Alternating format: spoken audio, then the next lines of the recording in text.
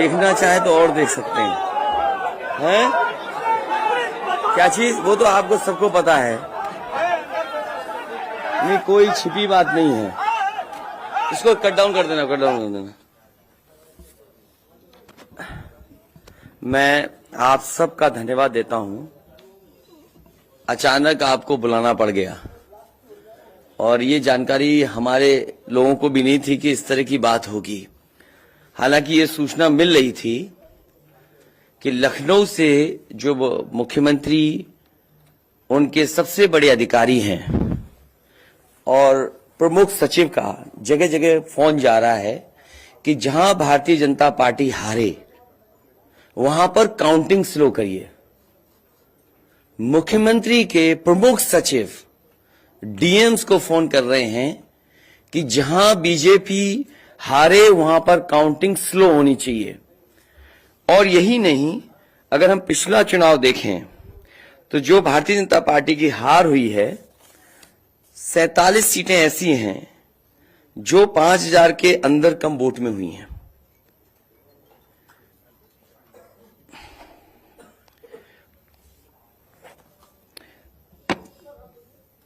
सैंतालीस सीटें ऐसी हैं पिछले चुनाव की जहां पर 5000 वोट के कम फासले से भारतीय जनता पार्टी जीती है। और जो आज देखने को मिला है बनारस में कि जहां ईवीएम्स ले जाई जा रही थी, एक ट्रक पकड़ा गया, 2 ट्रक लेकर के भाग गए। अगर सरकार चोरी नहीं कर रही थी, ये वोट की चोरी जो नहीं कर रही थी, तो कम से कम बताए कि एक गाड़ी रोक ली, पकड़ी गई, लाइव है, अभी भी हम लाइव देख सकते हैं। 2 गाड़ियां क्यों भागी? अगर कोई चोरी नहीं थी, प्रशासन ने, सिक्योरिटी ने इतना इंतजाम क्यों नहीं किया? इतनी फोर्स है, अभी इलेक्शन की फोर्स गई नहीं है यूपी से, तो आखिरकार अधिकारी क्यों नहीं कर रहे थे? क्या वजह है कि बिना सिक्योरिटी, बिना इतने इंतजाम के ईवीएम्स जा रही हैं? और ईवीएम्स के बारे में ये मानना है कि किसी भी वेयर हाउस में रखी हो या किसी भी स्ट्रांग रूम में रखी हो, तो बिना प्रत्याशी के जानकारी के आप मूव नहीं कर सकते हैं। अगर आपको ईवीएम्स को मूव करना है तो कम से कम जो प्रत्याशी चुनाव लड़ रहे हैं उनकी जानकारी में होना चाहिए। और सोचिए, मुख्यमंत्री आवास से प्रमुख सचिव, मुख्यमंत्री जगह जगह फोन कर रहे हो और डीएम्स को बता रहे हो। ये घबरा गए उसी दिन जिस दिन अखबारों में कुछ जगह आया कि कहीं पार्क की सफाई हो रही है, कहीं घर की सफाई हो रही है। और आप में से वो लोग हैं जो जमीन पर घूमे, जो जमीन पर चुनाव चल रहा है, वो भारतीय जनता पार्टी के खिलाफ था, जनता के अंदर नाराजगी थी। ये जो कल एग्जिट पोल आए हैं, मैं एग्जिट पोल पर बोलना नहीं चाहता था, लेकिन जो एग्जिट पोल आए हैं वो कहीं ना कहीं परसेप्शन ये क्रिएट करना चाहते हैं कि हां भारतीय जनता पार्टी जीत रही है, जिससे वो चोरी भी करें अगर, वो भी ना पता लगे कि हां चोरी हुई है। इसीलिए अगर हमने वोट दिया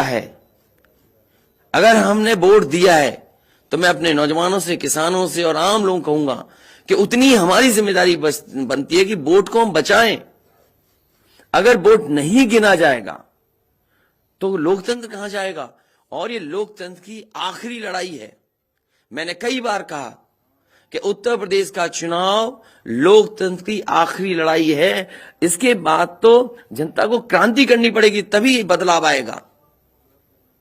इसलिए मैं अपने पार्टी के लोगों से और जो सच्चे ईमानदार, सच्चे सिपाही हों, सच्चे अधिकारी हों, सच्चे पत्रकार हों, कम से कम आगे आए और लोकतंत्र को बचाने के लिए खड़ा हों। और मैं अपनी पार्टी के लोगों से कहूंगा कि जब तक काउंटिंग न हो जाए तब तक कम से कम ये नजर रखें और लगातार निगरानी रखें कि कैसे वोट बचाया जा सकता है, कैसे जहां पर मशीनें रखी हैं कोई किसी का आना जाना ना हो। ये लोकतंत्र के लिए बहुत ही खतरे का समय है। जो दल हार गया, अब उसके बस में यही है जो अब करने जा रहे हैं। ये जितने कुछ एग्जिट पोल हुए हैं वो इसीलिए हुए हैं कि अगर वो चोरी भी करें तो शायद नजर ना आए। अब ईवीएम्स पकड़ी गई हैं, बहाना कोई ना कोई अधिकारी बताएंगे कि हम ईवीएम्स इसलिए ले जा रहे थे। आखिरकार फोर्स के साथ क्यों नहीं ईवीएम्स जा रही थी? ये तो ईवीएम की एक बनारस की जो अभी भी लाइव चल रहा है वो घटना है। बरेली में एक स्ट्रांग रूम से बाहर नगर पालिका की कचड़े की गाड़ी में, जिसका नंबर UP25DT9166 में 3 बक्से सील पकड़े गए। जो सील बक्से थे, एक बक्से में सादा बैलेट पेपर था तथा 2 बक्से में मोहरें, रजिस्टर तथा सील करने वाला सामान था। करीबन 500 बैलेट पेपर पकड़े गए।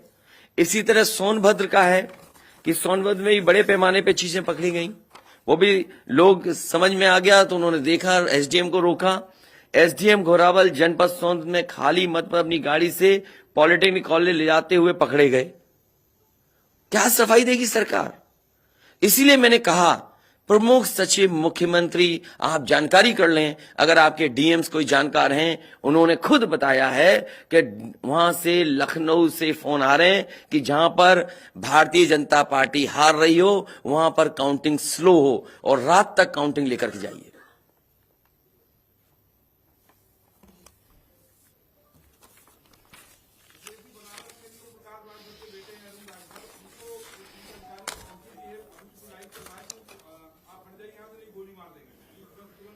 तो मैंने आपसे कहा कि ये लोकतंत्र का आखिरी चुनाव है। इसके बाद तो जिस तरीके से आजादी के लिए लड़ाई लड़ी गई थी, उसी तरह की हमें और आपको क्रांति करनी पड़ेगी। मैं तो अपने नौजवानों से अपील करूंगा कि जहां किसान इतने साल बैठे रहे, तब सरकार झुकी। कम से कम 3 दिन लोकतंत्र के अखंड प्रहरी बनकर के ईवीएम्स को बचाएं और चुनाव को बचाएं। मैं किसी डीएम का इसलिए नहीं मानूंगा। डीएम कौन होता है? अगर प्रमुख सचिव मुख्यमंत्री फोन करेगा, डीएम क्या कर सकता है? डीएम की क्या हैसियत है? ये फिर जो प्रत्याशी लड़ने रहे थे उनको आखिरकार डीएम ने क्यों नहीं बताया? डीएम अगर ये जवाब दे रहा है तो उस डीएम से पूछिए कि डीएम ये बताओ कि तुमने जो प्रत्याशी चुनाव लड़े थे उसके बारे में क्यों नहीं बताया उन प्रत्याशियों को? ये डीएम आखिरकार किसके नीचे काम कर रहे हैं? और बनारस जैसी पोस्टिंग किसी डीएम को मिली होगी, इस डीएम को मैं भी जानता हूं। जब पहली पोस्टिंग मैंने मुजफ्फरनगर दी थी, मैं नहीं जानता हूं ये डीएम कौन है, किसकी सिफारिश पे ये मुजफ्फरनगर पहली बार गया था। बेईमानी करा रहा है ये डीएम। और जवाब ये डीएम का कि ट्रेनिंग के लिए जा रहे हैं। तो आखिरकार पॉलिटिकल पार्टीज को क्यों नहीं जानकारी दी? क्या जवाब है उनके पास इसका? और जब बाकायदा गाइडलाइन लिखी हुई है यहां पर कि आप ईवीएम्स का मूवमेंट नहीं कर सकते, आप कैसे ईवीएम का मूवमेंट कर रहे हैं? आप पूछिए जिन्होंने दिया बयान। अरे भाई, मैं तो कह रहा हूं किसी आपने जो पॉलिटिकल चुनाव लड़ रहे हैं उनके बारे में क्यों नहीं बोल रहे हैं आप? और आप भी डीएम की बात को मानते हो? वो वर्जन इसलिए बोल रहे हैं क्योंकि सरकार एक भाषा बोलेगी, ऊपर से नीचे तक भाषा एक बोलेगी। आप बताइए, जब समाजवादी सरकार का चुनाव था, इलेक्शन कमीशन ने जो शिकायत की उस अधिकारी को हटाया गया? आज इलेक्शन कमीशन ने किसी अधिकारी को हटाया हो? एक अधिकारी अगर इलेक्शन कमीशन हटाया हो तो बता दो। मुझे कोई उम्मीद नहीं। इसीलिए मैं कह रहा हूं कि लोगों को लड़ना पड़ेगा। अगर लोकतंत्र बचाना है तो कहीं ना कहीं तैयारी करनी पड़ेगी लोकतंत्र बचाने के लिए। जो गाइडलाइन है, आज जो बैलेट पेपर पकड़े गए हैं सोनभद्र में, जो बैलेट पेपर पकड़े गए हैं आपके बरेली में, जिस तरह ईवीएम्स को ले आया जाता है, ये सवाल बड़ा है। अधिकारी वही भाषा बोलेंगे जो उनको बोलने के लिए सरकार कहेगी। वो नहीं चाहते कि ओम प्रकाश राजभर जी, क्या भूल गए? इलेक्शन कमीशन याद नहीं है? ओम प्रकाश राजभर जी नॉमिनेशन के लिए गए, इनको अपमानित नहीं किया गया? क्या प्रशासन कार्रवाई कर रहा था? स्वामी प्रसाद मौर्य जी के साथ क्या व्यवहार हुआ? कोई भूल जाएगा इन बातों को? और चुनाव भर में क्या भाषण थे, क्या भाषा का इस्तेमाल था? हर जगह डराने का काम जनता को। ये अलग बात है, कम से कम इलेक्शन कमीशन को ये देखना चाहिए, खुलेआम जनता देख रही है, आज के जमाने में लाइव है कि किस तरीके से ईवीएम्स को ले आया जा रहा था। चुनाव आयोग को सबसे पहले जिलाधिकारी बनारस पे कार्रवाई करनी चाहिए कि आखिरकार उसने किसी को कॉन्फिडेंस में क्यों नहीं लिया। अगर मशीनें जा रही थी तो प्रत्याशियों को क्यों नहीं बताया गया, पॉलिटिकल पार्टीज को क्यों नहीं जानकारी दी गई। अगर ये गाइडलाइन में है कि नहीं है इलेक्शन कमीशन के, आप ईवीएम्स को एक जगह से दूसरी जगह मूव करा रहे हैं, आखिरकार इसके लिए जिम्मेदार कौन है। आप ईवीएम लेकर जा रहे हैं, अब 2 दिन की बात है, काउंटिंग होनी है।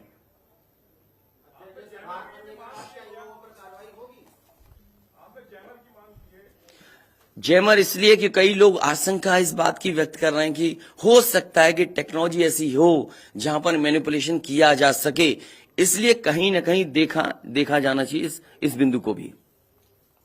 भारतीय जनता पार्टी के नेता लगातार कह रहे हैं कि ओम प्रकाश राजभर हो, स्वामी प्रसाद मौर्य हो, संजय चौहान हो, या जो कहें कि आपके साथ जो लोग आपके चुनाव में आपके साथ आए, आपके साथ चुनाव लड़े, उनको चुनाव नहीं जीतने देंगे, उनको चुनाव किसी भी कीमत पर हम हराएंगे। तो यही तो तरीका, जो लड़ रहे हैं उनके बेटे ही तो लड़ रहे हैं चुनाव, जहां की ईवीएम्स पकड़ी गई हैं।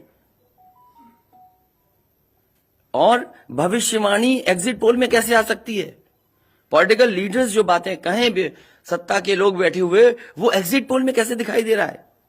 प्रशासन और सरकार की जो चोरी है, इसमें एग्जिट पोल के टेलीविजन चैनल शामिल है।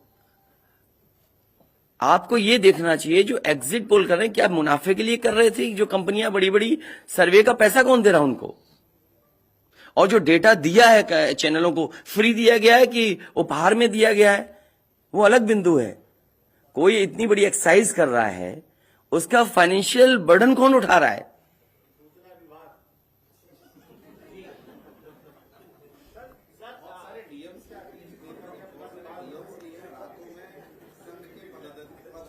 ये तो बातें, ये सच कह रहे हैं आप, जो बात, ये जो सवाल के रूप में जानकारी दे रहे हैं, ये सच्चाई है। जो आप सवाल के रूप में दे रहे हैं, ये सच्चाई है। आप बताइए, इनके साथ गलत व्यवहार हुआ, क्या कार्रवाई की प्रशासन ने। वीडियोज हैं सबके। जब ये नॉमिनेशन के लिए गए आप, क्या वीडियो अवेलेबल नहीं है, क्या कार्रवाई हुई उसमें। स्वामी प्रसाद मौर्य जी के ऊपर जो अटैक हुआ, उसमें क्या कार्रवाई हुई। मेरे क्षेत्र में जो प्रत्याशी चुनाव लड़ने आया, तो उसने अपने आप अपनी गाड़ी तोड़ी, अपने आप गाड़ी तोड़ी खुद की, और आरोप लगाए समाजवादियों पर।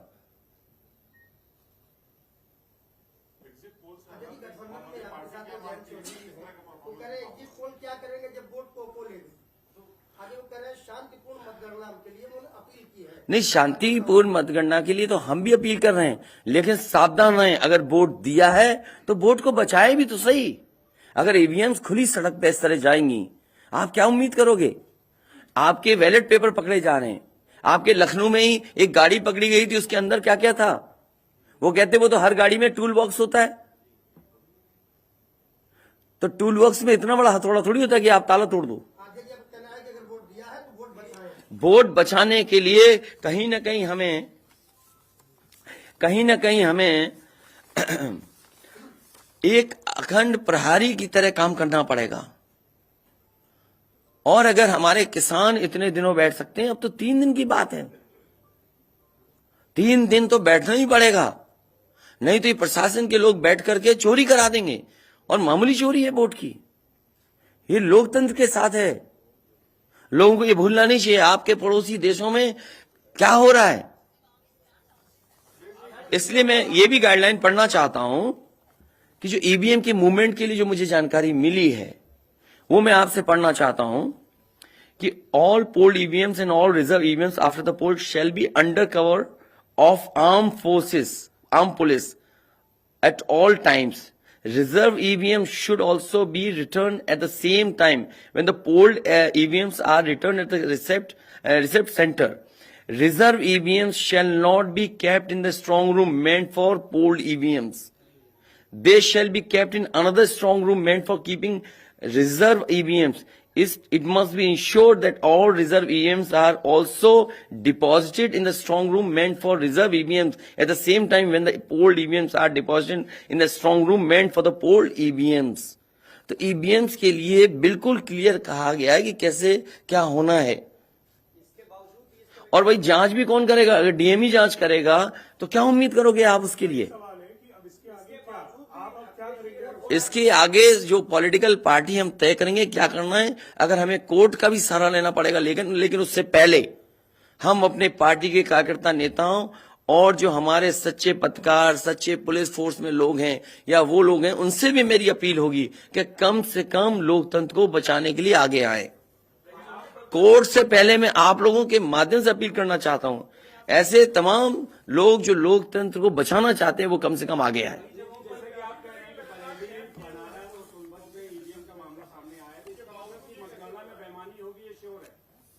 आपने पंचायतों का चुनाव देखा था, भारतीय जनता पार्टी ने खुलेआम वोट को लूटा।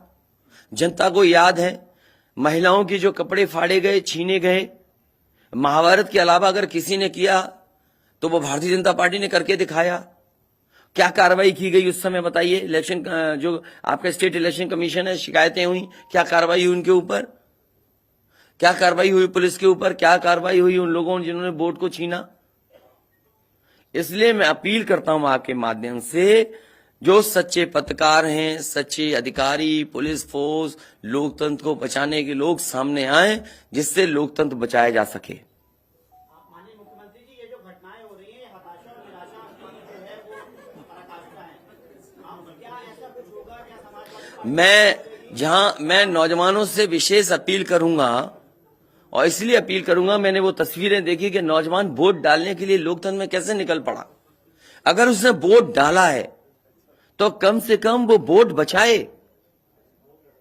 अपना कैसे वोट बचाएगा? गिनने से कैसे गिनती में लाएगा? और ये कोई ये मामूली घटना नहीं है। जो लोग लोकतंत्र पर भरोसा करते हैं उनके अंदर आक्रोश होगा, ऐसा नहीं कि गुस्सा नहीं होगा उनके अंदर।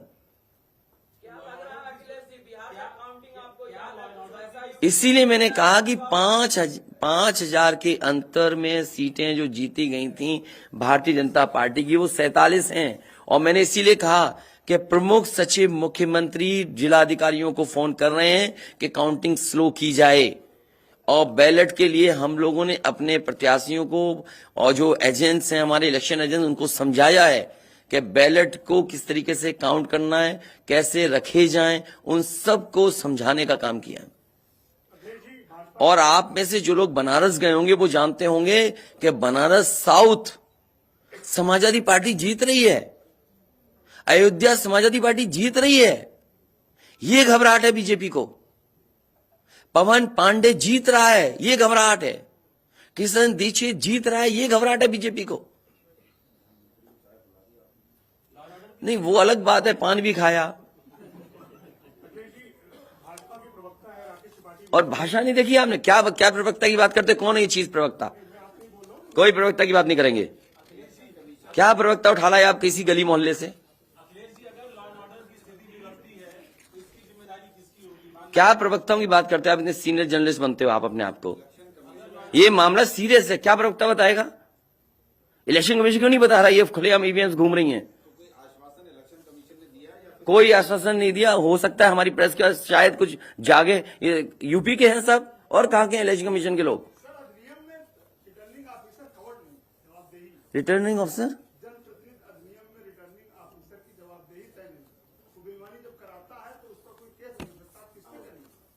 अब ये तो हमें भी जानना पड़ेगा कि क्या करें। इसीलिए मैंने कहा कि हम तैयारी से रहिए। ऐसे तो किसी पे कार्रवाई नहीं कर सकते।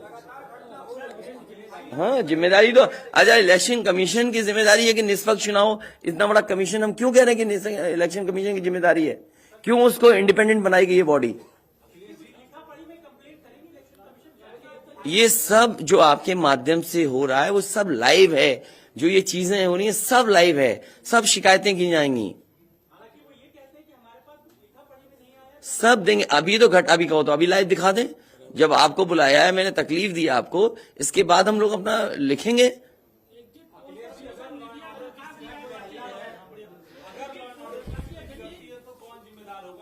इलेक्शन कमीशन जिम्मेदार है इसके लिए। ईवीएम्स खुलेआम जा रही हैं, बैलेट पेपर कूड़े के डब्बे में पकड़े जा रहे हैं, गाड़ी का नंबर हम बता रहे हैं आपको, एसडीएम लेकर के जा रहा है।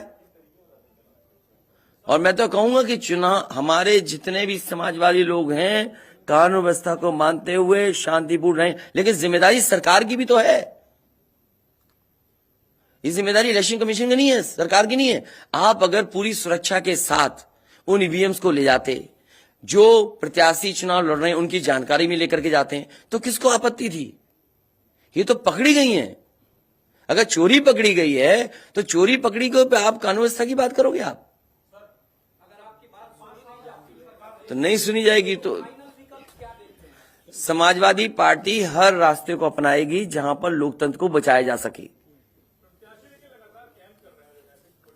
वो जरूरी है। जहां जहां चुनाव हुए हैं, बंगाल में, तमिलनाडु में या किसी भी प्रदेश में, प्रत्याशी और उनके लोगों ने जगह जगह बैठ करके दिन रात पहरा दिया है। अखिलेश जी, निष्पक्ष तरीके से अगर चुनाव होता है तो समाजवादी पार्टी कितनी सीटें आने की उम्मीद है? मैं अभी भी कह रहा हूं, टारगेट हमारा फिक्स था। हमारा गठबंधन 300 के करीब पहुंच जाएगा।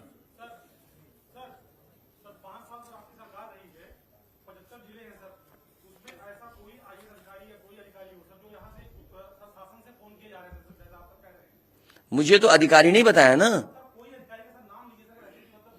नहीं, मैंने नाम लिया प्रमुख सचिव मुख्यमंत्री का, जिससे मुझे जानकारी मिली। उसका नाम कोई नहीं बता सकता। हाँ, मुझे इलेक्शन कमीशन अगर कहेगा तो मैं नाम बताऊंगा। अरे हम सरकार चलाएंगे, हमें हमारे इतने भी अधिकारी नहीं होंगे। क्यों नाम बताएं चाहने वालों का? अरे तुम में चाहने वाले बैठे, किसी का नाम ले लूंगा मैं? तुम्हारे ही लोग अलग से मुझे मैसेज करते हैं, नाम ले दूं? अब तुम नहीं, वो हमारे दुश्मन हो तो हम क्या करें तुम्हारा? अरे बहुत सारे हैं जो हमें पर्सनल मैसेज भेजते हैं, तो क्यों नाम उनके ले दूं मैं? क्या चीज? अरे नए हो पत्रकार यार, बहुत सीनियर नहीं हो तुम। अपना परिचय दे दो, सब जान जाए आपको। जाने कौन सा एनबी है।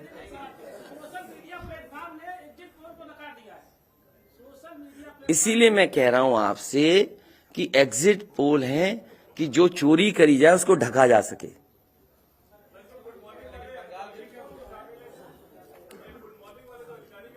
नहीं, अगर ओम प्रकाश राजभर जी से पूछना चाहो तो उनसे ही पूछ लो, केवल ईवीएम पर, क्योंकि इनकी विधानसभा का मामला है, इनकी विधानसभा का इशू है। देखिए, जैसा कि अभी हमारे एक साथी ने कहा कि माननीय अखिलेश यादव जी के साथ जो लोग हैं, चाहे संजय चौहान जी हो, चाहे ओम प्रकाश राजभर हो, चाहे स्वामी प्रसाद मौर्य हो, हम उनको जीतने नहीं देंगे। आप ही की तरफ से आया ना बात? आप ही नहीं, ये पूरे प्रदेश में गूंज रही है बात। और भारतीय जनता पार्टी हम लोगों के गठबंधन से घबरा गई है और बनारस जैसे प्रधानमंत्री जी अपनी इज्जत बचाने के लिए गली गली घूमे हैं। ये मैं कह रहा हूं, गली गली घूमे हैं। जिलेवार 75 साल की आजादी में 70 साल से वोट पड़ रहा है। पहले हमारे देश के प्रधानमंत्री हैं जो जिलेवार रैली किए हैं। अगर गलत कह रहा हूं तो बताओ। पहले प्रधानमंत्री हैं और पहली बार मैं देख रहा हूं इतनी बड़ी दुश्मनी। मैं उसी दिन कहा था जिस दिन नामांकन के समय जिलाधिकारी और वहां के कमिश्नर की मिली भगत से जब 3 लोगों की एंट्री है नॉमिनेशन कक्ष में, तो सैकड़ों गुंडे वहां कैसे पहुंच गए? पहले सवाल वहीं खड़ा होता है। उसी दिन मैंने कहा था आप लोगों के सामने पेश करके लखनऊ कि डीएम बनारस और कमिश्नर के होते हुए निष्पक्ष चुनाव नहीं हो सकता। आज खुलासा हो गया। जब चुनाव आयोग की गाइडलाइंस है कि चाहे खाली ईवीएम हो चाहे कोई ईवीएम, अगर वहां स्ट्रांग रूम से निकालना है तो वो वहां चुनाव लड़ने वाले उम्मीदवारों को सूचना दे, तब उसके बाद वो वहां से ले जा सकता। और प्रशासन की निगरानी में, और 3-3 गाड़ियां भाग रही हैं। शायद हमारे लोग वहां नहीं होते। 2 गाड़ी तो चली गई, एक गाड़ी जबरी जब खड़ा हो गया किसी तरह जान बचा के तो रोका, तुरंत उसके चारों टायर का हवा निकलवा दिया हमने। निकालो नहीं तो ये भी ढकेल के लेके चले जाएंगे। वही देखिए, दिख रहा है ना इतनी ईवीएम मशीनें कैसे वहां आई। सवाल तो इस बात का है। तो देखिए, वहां के जिलाधिकारी और कमिश्नर जो वहां हैं, इन पे हमारा खुद भरोसा नहीं है। और जाको राखी साइया मार सके न कोई, बाल न बांका कर सके बैरी जग सारा हो। 10 मार्च को 10 बजे देख लीजिएगा। पहले राउंड की जब बैलेट पेपर की गिनती होगी पहले चक्र की, तो समाजवादी पार्टी गठबंधन का रुझान जो आएगा वो 400 सीटों का आएगा। 400 से भी ज्यादा आ सकता है। आपके सामने 10 को देखिएगा, रुझान जो बैलेट पेपर का आएगा वो 400 से भी ज्यादा आएगा। लेकिन भारतीय जनता पार्टी घबराहट है। वो लगे हैं कि ईवीएम से हेरफेर कर देंगे, तो हम लोग भी वहां लगे हैं ईवीएम ठीक करने में। हम लोग भी घेर ही लिए हैं, नहीं देते लेके भागी गए थे। तो इनसे हम लोग डरने वाले नहीं है। हमारे गठबंधन के सभी नेता कार्यकर्ता, हमारे सभी साथी लगे हैं। पूरी किलेबंदी है। जो भारतीय जनता पार्टी की सोच है, ये एक कदम चलते हैं तो हम 10 कदम आगे निकल के चलते हैं। हम इनको 3 साल पहले ही बता दिया कि सत्ता से बेदखल करूंगा। आप लोग भी नहीं मान रहे थे कि मान रहे थे? नहीं मान रहे थे। और आज प्रश्न खड़ा हो गया ना। मैंने कहा 27 अक्टूबर 2021 को कि माननीय अखिलेश यादव जी को मुख्यमंत्री बना के दिखाऊंगा, और 10 मार्च को देखिएगा जब टीवी पे चलेगा आप लोगों की स्क्रीन पर, तब समझ में आ जाएगा सबको। यही हताशा और निराशा है कि ईवीएम जो है ये इधर उधर कर रहे हैं, लेकिन कुछ कर नहीं पाएंगे। हम लोग भी अलर्ट हैं।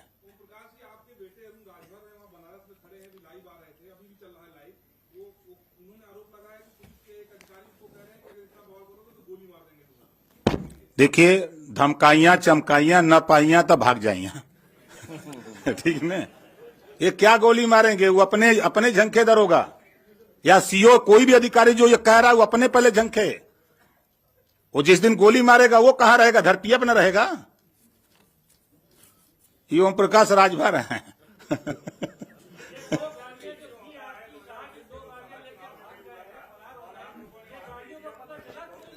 भैया मेरे, हम लोग तो एक घेर के रखे, दो तो वो भी किसी तरह, वो हमारा आदमी आगे खड़ा वो मार देता, धक्का मर जाता, लेकिन वो भी ढीठ था। अब जाति का ठाकुर था, यो बात है। हेमंत सिंह नाम है। अब वो लौट गया, वही कहे चढ़ा दो गाड़ी। और जो गाड़ी रुकी तब तक उसके साथ 4 लोग थे, तो पहले साइकिल से गाड़ी का हुआ निकाले कि कहीं ठेल के आगे न बढ़ा दें। तब जाकर के ईवीएम का खुलासा हुआ है। साफ पूरी होगी, आप देखिएगा ना। आप लोग चिंता मत करिए, चिंतन करिए। अरे यार तुमने देखिए आप जब कह दिया, इससे ज्यादा कह सकते हैं? तुम भी ऐसी बातें कर रहे हो भाई। जब कह दिया ये बातें, हाँ?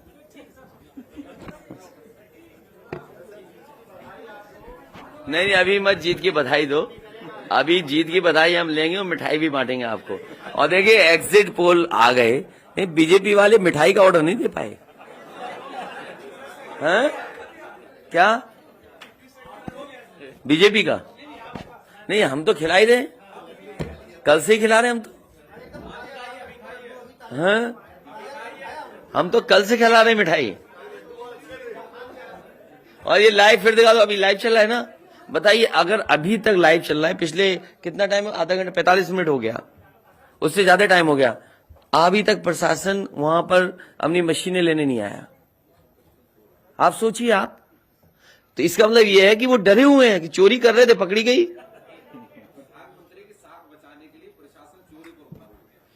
आप देखिए ना, अगर मान लीजिए हम और आप यहां बैठ करके देख रहे हैं, अगर वो चीज लाइव हो रही है तो दुनिया में देखी जा रही होगी। उनको परवाही नहीं है कि मशीन कौन ले जा रहा है, ले जाने दो। अभी लाइव हो रहा, सोचिए कितनी इतना समय। इसमें प्रशासन जाता, बातचीत करता, नहीं ले जाए ईवीएम्स।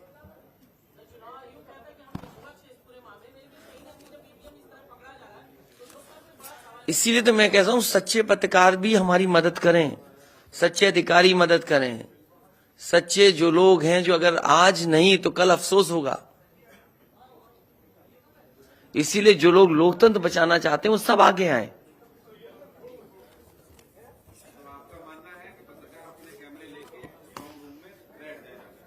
न पत्रकार बैठे, लेकिन कम से कम आवाज तो उठे। चलिए, बहुत धन्यवाद आप सब लोगों का, बहुत धन्यवाद। अभी कोई इंटरव्यू नहीं